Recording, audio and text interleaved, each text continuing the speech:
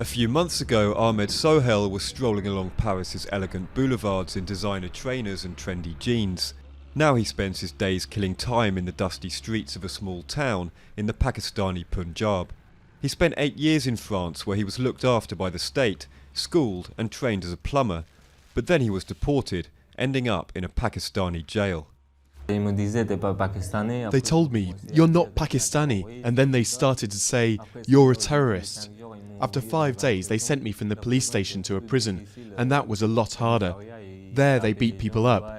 They hit me and demanded money. The global financial crisis means governments across Europe are under increasing pressure to crack down on illegal immigration. France deported 37,000 undocumented migrants last year, a record number. But Ahmed's deportation came as a shock, a decision described by one French rights group as absurd. It's a complete material, moral and political waste. RESF managed to get Ahmed out of the Pakistani jail. They say he has fluent French, a sought-after trade, and everything he needs to become part of French society. And they're campaigning for him to be allowed to return.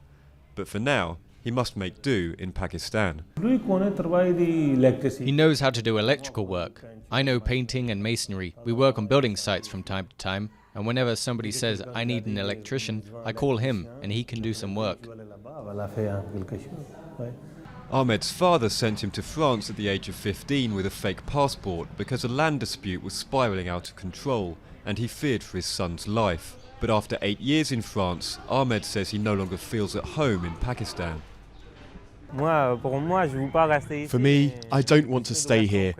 Prison was very difficult, and since I got out, it's been like this. I'm always thinking of returning to France. I want to spend my life there. His next step is to apply for a passport and a French visa so that he can return home. In his mind, he says, he feels more French than Pakistani.